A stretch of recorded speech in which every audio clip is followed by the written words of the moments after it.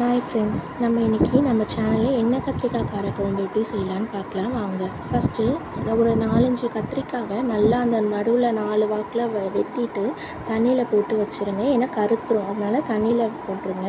அப்புறம் ஒரு பேன் வச்சுட்டு கொஞ்சமாக எண்ணெய் சேர்த்திட்டு அந்த எண்ணெய் சூடானதும் இந்த ஒரு கத்திரிக்காவையாக அதில் போட்டு நம்ம ஃப்ரை பண்ணி எடுக்க போகிறோம். எண்ணெய் கத்திரிக்காய்க்கு எண்ணெயில் கத்திரிக்காய் ஃப்ரை பண்ணி செஞ்சோன்னா ரொம்பவே டேஸ்ட்டாக இருக்கும். நம்ம அப்படியே போட்டு வதக்கிறத விட இந்த மாதிரி பொரிய வச்சுட்டு அதுக்கப்புறம் குழம்பு செஞ்சோம்னா ரொம்ப ரொம்ப அல்டிமேட் டேஸ்ட்டாக இருக்கும்.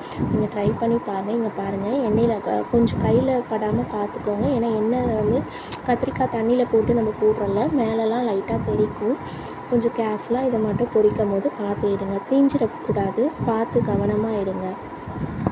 இப்போ பாருங்கள், நல்லா பொரிஞ்சிட்டு வருது. இப்போ அப்படியே வதக்கி விட்டுட்டே இருங்க. ஒரு சைடு மட்டும் கலர் மாறிடுச்சு பாருங்கள். இப்போ அடுத்த சைடு திருப்பி விட்டுருங்க. திருப்பி விட்டுட்டு 4 பக்கமும் பொரிஞ்சதும் இதை தனியாக எண்ணெயை வடிகட்டி ஒரு பிளேட்டில் மாற்றி வச்சுக்கோங்க. இப்போ நம்ம குழம்பு செய்ய ஆரம்பிக்கலாம். அதே ஒரு பேன் வச்சுட்டு அந்த பேன் நல்லா ஹீட் ஆகட்டும். ஹீட் ஆன பிறகு ஒரு 3 டேபிள் ஸ்பூன் ஆயில் விட்டுருங்க. ஆயில் விட்டுட்டு அதில் தேவையான அளவு கடுகு போட்டுருங்க. கடுகு கொஞ்சம் பொரிஞ்சோடனே லைட்டாக வெந்தயம் கொஞ்சம் நிறைய சேர்த்துக்காதீங்க, ஏன்னா கசப்பு தன்மை செஞ்சிடும். லைட்டாக ஒரு 4 பீஸ் மட்டும் வெந்தயம் இருக்க மாதிரி போட்டுருங்க. அப்புறம் ஒரு 3 பெரிய வெங்காயத்தை பொடி பொடியாக நறுக்கி வச்சு அதையும் கூடவே சேர்த்துருங்க. சேர்த்துட்டு நல்லா இதை வந்து இப்போ வெங்காயம் பொன்னிறமாக ஆகிற அளவுக்கு நல்லா வதக்கி விட்டுட்டே இருங்க.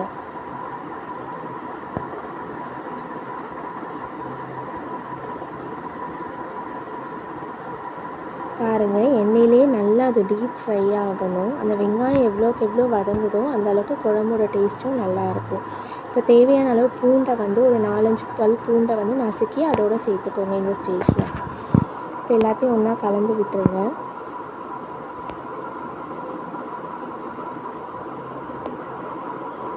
அப்பப்போ வதக்கி விட்டுட்டே இருங்க, ஏன்னா அடி பிடிச்சிடும்.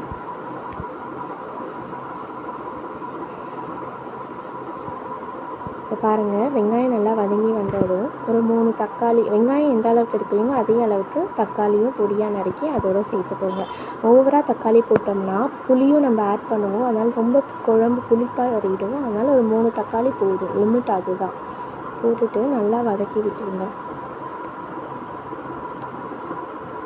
இது வதங்கிட்டு இருக்க டைமில் நல்ல ஒரு நெல்லிக்காய் சைஸ் புளியை தண்ணியில் போட்டு ஊற போட்டு வச்சுருங்க. இந்த டைம்லேயே இந்த வெங்காயம் தக்காளியும் நல்லா வதங்கிடும். பாருங்கள், நல்லா வதங்கி வருது. எண்ணெய் நல்லா பிரிஞ்சு வரணும், அந்த அளவுக்கு நல்லா வதக்கி விட்டுட்டே இருங்க. இவ்வளோக்கு எவ்வளோ வெங்காயம் தக்காளி வதங்குதோ அவ்வளோவும் குழம்பு டேஸ்ட்டாக இருக்குங்க.